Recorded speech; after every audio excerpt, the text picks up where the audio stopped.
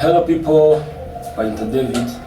Ngiye tugiye kubana muri iyi video aho ngiye kukwigisha cyangwa se kukuba nagwa basic needs kuri forex trading. Tukamenya ati ni iki dukeneye muri forex nk'umu beginner wese. Tugiye kurebera hamwe ikintu ukeneye kugira ngo watangira career ya forex trading, ube profitable trader.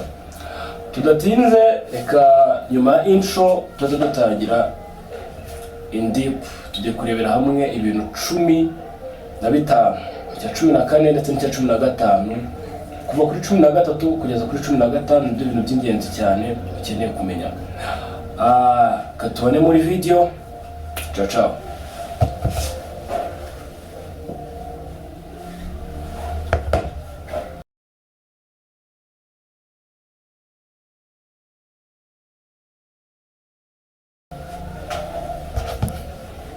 Alright, tugiye kurebera hamwe nkuko nabikubwiye ibintu bigera kuri 15 ushobora kwifashisha kugira ngo watangira forex trading cyangwa se ibyo ukeneye kugira ngo ube watangira career forex trading, wakorera amafaranga mu buryo bushimishije nko kuri kugenda ubibona ayo nagiye nkorera. Tudatinze turatangira n'ikintu cya mbere aricyo cy'ingenzi umenye ngo forex market ni iki.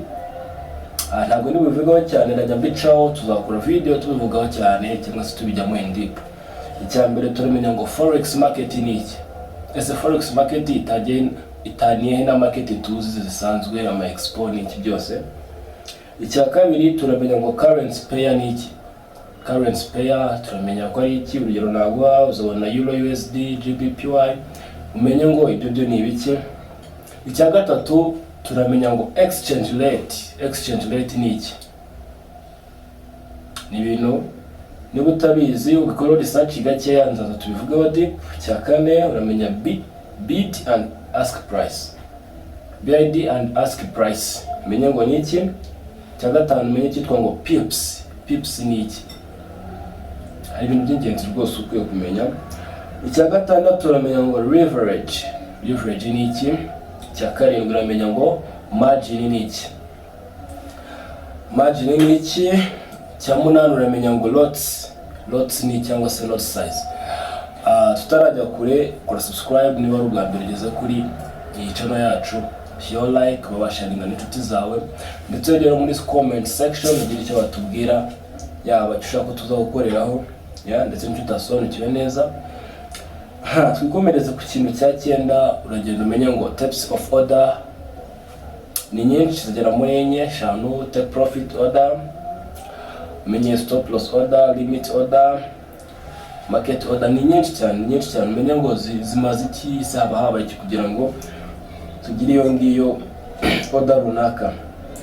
Umenye ngo cya 10 ari nacyo cy'ingenzi kuva ku 10 kugeza kuri 15 kabisa. Attentive birakenewe, icare like witega amatwi cyane kuko icya 10 kiravuga ngo trading season. Ushobora kwibaza ngo se trading season like nko tubona ngo igihe cy'izuba, igihe cy'imvura, no muri trading tugera mu cyitwa trading season. Naho nagwa urugero nka London, New York, Tokyo session ni nyinshi cyane, nazo tuzazijyamo in deep. Tugiye ku cya 11 cyitwa fundamental analysis, aricyo kizatuma ukorera amafaranga kandi menshi. Ujya ku cyitwa technical analysis, fundamental and technical analysis 11 na 12 cyitonderwa cyane. Ujya ku cyitwa risk management. Ibi bintu rwose bro utabizi ntacyo gukora muri forex trading kuva kuri 11, 12, 13. Icya kane ari na cya 14 sorry, ari nacyo abantu benshi usanga bavuga ngo forex trading ni scam, icyitwa broker. Ese broker ni iki? Broker tutagiye kure cyangwa se bayi nkusobanurira akantu gake. Broker twabyita nka hari bank cyangwa se manager, aho abantu benshi bahura n'aba broker baba scammer then bakaribwa amafaranga yabo ndetse bikabagora kuba bagumya kwizera icyo twita forex trading. Cya 15 ari nacyo cy'ingenzi nanagukangurira wowe utaramenya neza uko amanaginga cyangwa se forex trading ikorwa, ikintu cyiswe demo account. Demo account ni account nk'uko ubyumva, ntabwo iba iri real cyangwa se iri live, ni account yo kwitorezaho se cyangwa yakwigiraho niko twabyita. Ariko ntababwiye ko tugiye kubinyuramo gake, ntabwo ari none hanga tugiye kubyigaho. Urajya muri comment tubwire ko video wayibonye, udusangiza ibitekerezo runaka, shyira like, kuri subscribe kuri channel, usharinge n'inshuti zawe ushaka ko zozamenya forex trading. Ushaka kujya muri group yanjye ya WhatsApp aho ntanga amasomo, wajya muri description, harimo link ya group, urayijoininga, then ujya uba update uko nshyizeho video cyangwa se na uploading of video uko mbaha link. Thanks for watching. N'ibibazo